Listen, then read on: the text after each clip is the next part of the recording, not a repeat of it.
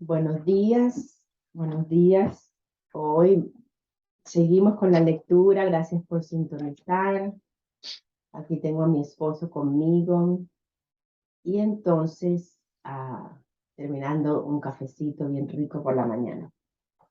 Ok, hoy seguimos en la página 34 del libro en español y el punto 7 que se titula Causa y efecto. Aún todavía en el capítulo 2 estamos. Ujú. Y con esto terminamos el capítulo 2. Ujú. Puede que todavía te quejes de que tienes miedo, pero aún así sigues atemorizándote a ti mismo. He indicado ya que no puedes pedirme que te libere del miedo.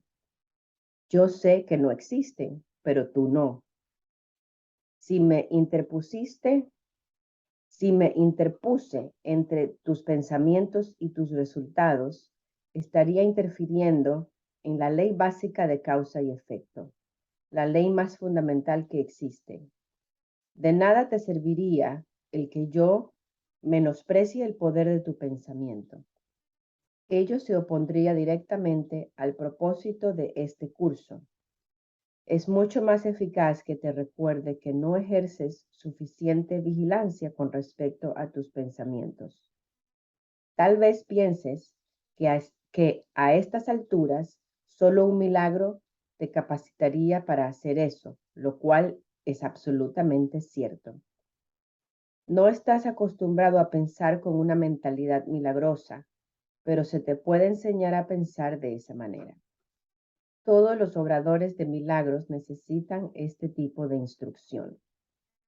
No puedo permitir que dejes de vigilar a tu mente, ya que de otro modo no podrías ayudarme. Obrar milagros requiere el que uno se dé cuenta plenamente del poder de los pensamientos a fin de evitar las creaciones falsas.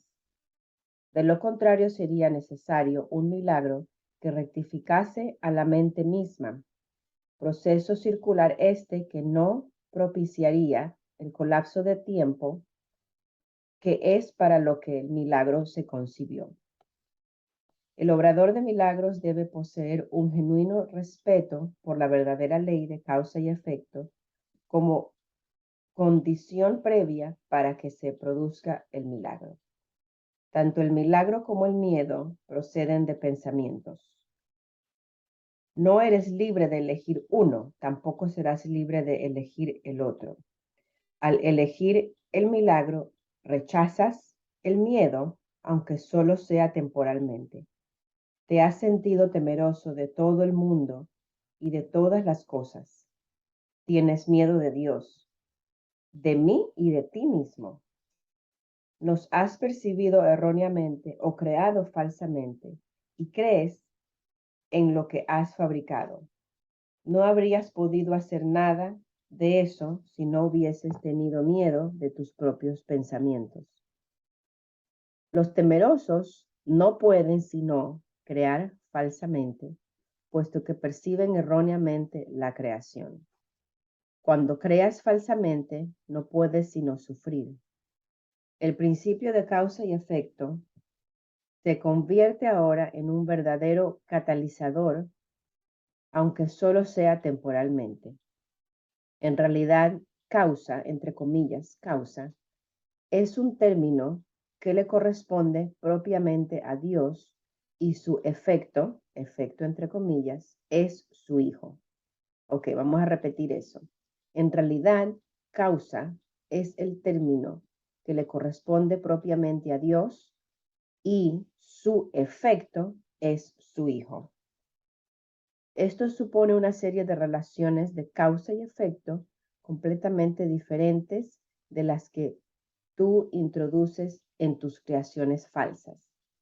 El conflicto fundamental en este mundo es, pues, entre la creación y la creación falsa. Todo miedo está implícito en la segunda y todo amor en la primera. El conflicto es, por lo tanto, entre el amor y el miedo. Ya hemos dicho que crees que no puedes controlar el miedo porque tú mismo lo inventaste y tu creencia en él parece ponerlo fuera de tu control. Sin embargo, todo intento de resolver el error tratando de dominar el miedo es inútil. De hecho, eso no hace más que corroborar su poder al asumir que necesita ser dominado. La verdadera solución descansa enteramente en alcanzar el dominio por medio del amor. En el interín, no obstante, la sensación de conflicto es inevitable, ya que te has colocado a ti mismo en una posición en la que crees en el poder de algo que no existe. La nada y el todo no pueden coexistir. Creer en uno es negar el otro. El miedo no es nada realmente y el amor lo es todo. Siempre que la luz interrumpe en la oscuridad desaparece. Lo que tú crees es cierto para ti. En este sentido, la separación ha ocurrido y negarlo sería utilizar incorrectamente la negación. Concentrarse en el amor, no obstante, no es más que otro error. El procedimiento correctivo inicial consiste en reconocer temporalmente que hay un problema, mas solo como señal de que tiene que ser corregido de inmediato. Esto da lugar a un estado mental en el que la expiación puede ser aceptada sin demora. Debe señalarse, no obstante, que en la última instancia no puede haber transigencia alguna entre lo que lo es todo y lo que no es nada. El tiempo es esencialmente un recurso por el medio del cual se puede abandonar toda idea de transigencia al respecto. Este proceso parece ser gradual debido únicamente a que el tiempo en sí comprende intervalos que no existen. La creación falsa hizo que esto fuese necesario como recurso de corrección. La aseveración, porque tanto amó Dios al mundo que le dio su Hijo unigénito. Repito, la aseveración, abre comillas, porque tanto amó Dios al mundo que le dio su unigénito Hijo, para que todo el que crea en él no perezca, mas tenga vida eterna. Cierra comillas. Necesita solamente una leve corrección para que tenga sentido en este contexto. Abre comillas. Se lo dio a su unigénito Hijo. Cierra comillas. Debe observarse con especial atención que Dios tiene solamente un hijo. Si todas las creaciones de Dios son hijos suyos, cada una de ellas tiene que ser parte integral de toda la filiación. La filiación, en su unicidad, trasciende la suma de sus partes. Y aquí vamos a darle el significado de la palabra unicidad que está en el pie de página de este capítulo, y dice: a la palabra unicidad, que de acuerdo al diccionario de la Real Academia Española significa calidad de único, que le ha dado aquí un nuevo significado. En la presente obra se ha utilizado unicidad exclusivamente para traducir la palabra inglesa oneness en su acepción de calidad, estado o hecho de ser uno. Para que esté claro el contexto del significado de la palabra unicidad en este libro. Y vuelvo a repetir, la filiación en su unicidad trasciende la suma de sus partes. Este hecho, no obstante, queda velado mientras falte una sola de ellas. Por eso es por lo que, en última instancia, el conflicto no se puede resolver hasta que todas las partes de la filiación hayan retornado. Solo entonces podrá comprenderse lo que en el verdadero sentido de la palabra, significa la plenitud. Cualquier parte de la filiación puede creer en el error o en la incompleción si así lo eligen. Sin embargo, si lo hace, estará creyendo en la existencia de algo que no existe. Lo que corrige este error es la expiación. Ya he hablado brevemente acerca de la condición de estar listo, pero tal vez puede ser útil mencionar aquí algunos puntos adicionales. Estar listo es solo el prerequisito para que se pueda lograr algo. No se debe confundir una cosa con la otra. Tan pronto como se le da la condición de estar listo, también se da, en cierta medida, el deseo de querer lograr algo, si bien este no es necesariamente un deseo indiviso. Dicha condición de estar listo no es más que el potencial para que pueda tener lugar un cambio de mentalidad. La confianza no puede desarrollarse plenamente hasta que no se haya alcanzado un dominio total. Hemos tratado ya de corregir el error fundamental de que es posible dominar el miedo y hemos enfatizado que el verdadero dominio solo se puede alcanzar por medio del amor. Estar listo es solo el comienzo de la confianza. Tal vez pienses que esto implica que tiene que transcurrir mucho tiempo entre el momento en el que estás listo y aquel en el que alcanzas el dominio, pero permíteme recordarte que el tiempo y el espacio están bajo mi control. Punto 8. El significado del juicio final. Una de las maneras en que puedes corregir la confusión entre la magia y los milagros es recordando que tú no te creaste a ti mismo. Tiendes a olvidarte de esto cuando te vuelves egocéntrico, lo cual te coloca en una posición en la que prácticamente inevitable creer en la magia. Tu voluntad de crear te fue dada por tu creador, quien estaba expresando esa misma voluntad en su creación. Puesto que la capacidad de crear reside en la mente, todo lo que creas es necesariamente una cuestión de voluntad. De ello se desprende también que lo que haces por tu cuenta es real para ti, mas no lo es en la mente de Dios. Esta distinción básica conduce directamente al verdadero significado del juicio final. El juicio final es una de las ideas más atemorizantes de tu sistema de pensamiento. Eso se debe a que no entiendes lo que es. Juzgar no es un atributo de Dios. El juicio final se originó a raíz de la separación como uno de los muchos recursos de aprendizaje que se incluyeron en el plan general.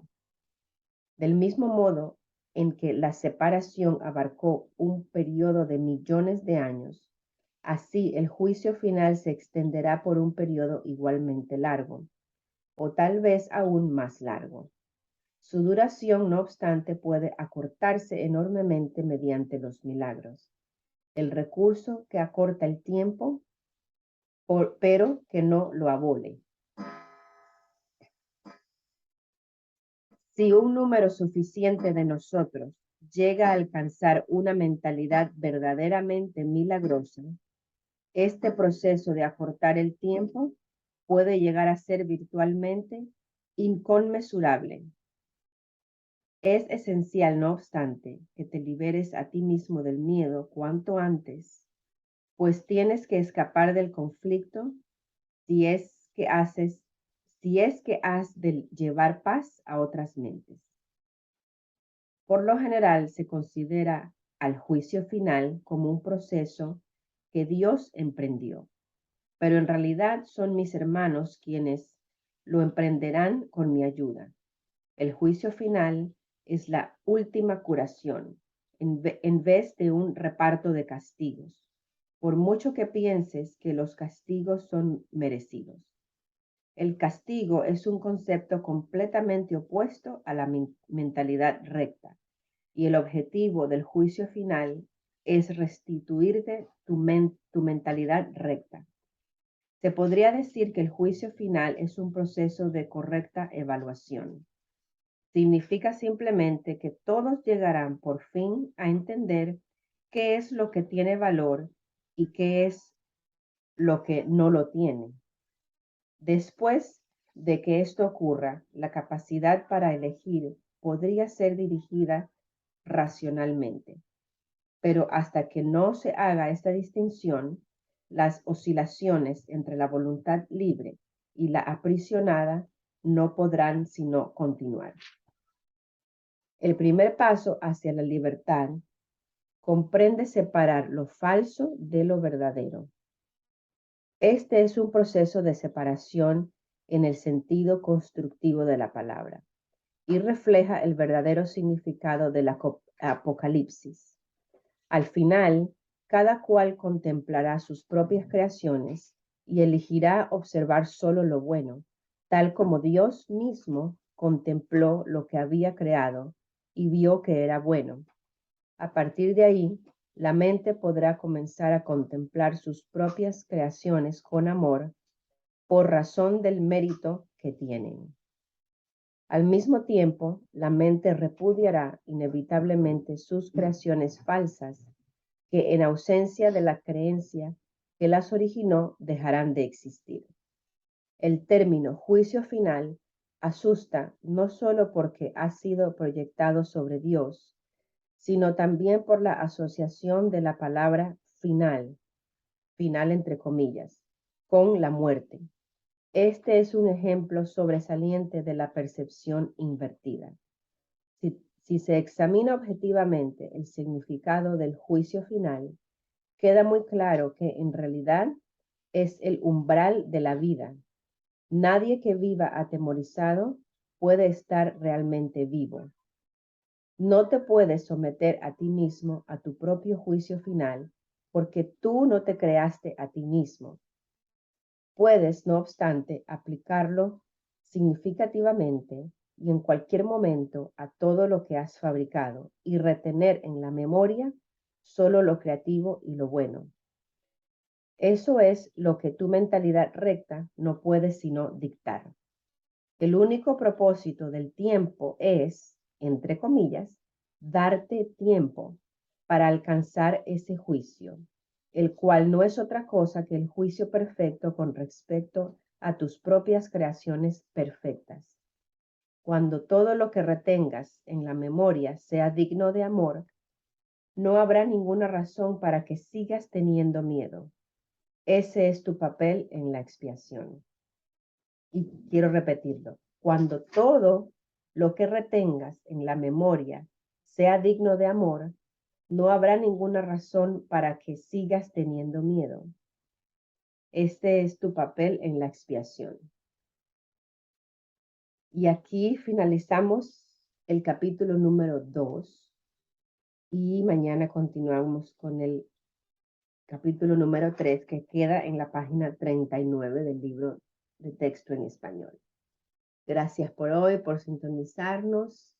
Un bello día y muchas bendiciones.